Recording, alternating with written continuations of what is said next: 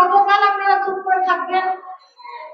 আজ আজ শফিক ভাই এবং তার পত্রিকার যে 4 জন সাংবাদিক নির্যাতিত হয়েছে, তাই আপনারা যে হবেন না তার কি নিশ্চয়তা আছে?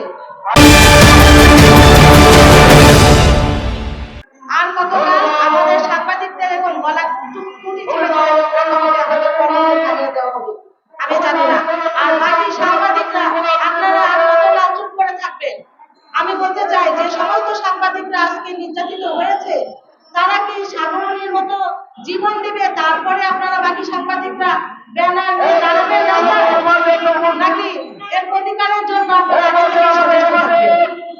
এই যে আইন শৃঙ্খলা বাহিনী, আপনাদেরকে বলতে চাই আমি যে আপনারা যখন নির্যাতিত হন, নির্যাতিত হন, তখন কিন্তু আপনাদের পাশে আমরা দাঁড়াই এবং আমরাই কিন্তু তুলে ধরি। আমরা কিন্তু জাতির, আমরা রাষ্ট্রের চতুর্থ স্তম্ভ। আমরা কিন্তু কারো একক সম্পদ নয় যে আমরা কথা বলতে ভয় পাবো। কেন আমাদেরকে কথা বলতে ভয় লাগবে? কেন সাংবাদিকরা কথা বলতে ভয় পাবে? আমরা তো রাষ্ট্রীয় সম্পদ, আমরা তো একক সম্পদ না যে অমুককে ভয় করে চলতে হবে, তমুককে ভয় করে চলতে হবে। কেন? আর কতকাল আপনারা চুপ করে থাকবেন? আজ আজ শফিক ভাই এবং তার পত্রিকার যে 4 জন সাংবাদিক নির্যাতিত হয়েছে, তাই আপনারা যে হবেন না তার কি নিশ্চয়তা আছে? কিন্তু আমরা বাংলাদেশ প্রেস ইউনিটির পক্ষ থেকে কিন্তু সবসময় আমরা নির্যাতিত হওয়া মানুষ, নিষ্পৃত হওয়া মানুষের পাশে দাঁড়াই। আগেও দাঁড়িয়েছি, বর্তমানেও দাঁড়াচ্ছি এবং ভবিষ্যতেও দাঁড়াবো ইনশাআল্লাহ।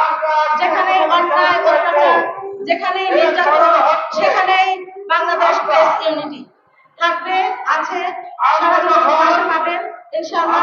আমরা এটা সঠিক বিচার চাই। আইনের দৃষ্টি আকর্ষণ করছি আইন শৃঙ্খলা বাহিনীর এবং আমি বর্তমান মাননীয় প্রধান উপদেষ্টা এবং বাকি উপদেষ্টা মহোদয়দের দৃষ্টি আকর্ষণ করতে চাই। আপনারা সাংবাদিকদেরকে এভাবে থামিয়ে দিবেন না, সাংবাদিকদের এভাবে পরাজিত করবেন না। সাংবাদিকরা আগে যেভাবে নির্যাতিত হয়েছে, যার কারণে পূর্বে সরকার যেভাবে বিতর্কিত হয়ে আছেন এবং সাহায্য করবেন, আশা করি আপনারা এরকম বিতর্কিত হবেন না। মানুষের দুঃখের কথা বলছি, কষ্টের কথা বলছি, আমরা দুর্নীতির বিরুদ্ধে কথা বলছি, এটা আমাদের অপরাধ হতে পারে না। আমরা মানুষের পক্ষে কথা বলছি, এটা আমাদের অপরাধ হতে পারে না। আমরা সুন্দর লেখনীর মাধ্যমে, আমরা সুন্দর উপস্থাপনার মাধ্যমে আমরা দেশের উন্নয়নের কথা বলছি, সেটা আমাদের অপরাধ হতে পারে না। তাই যদি হয় তাহলে আমরা কি লেখা বন্ধ করে দেব? আমরা কি আমাদের নিউজ করা বন্ধ করে দেব? সন্ত্রাসীরা আমাদের উপরে অস্ত্র ধরবে, আমরা সন্ত্রাসীদের বিরুদ্ধে প্রতিবাদ করতে পারবো না। আমরা সন্ত্রাসীদের বিরুদ্ধে সরকারের কাছ থেকে কোনো সাহায্য সহযোগিতা পাবো না। এটা কোনো কাম্য হতে পারে না।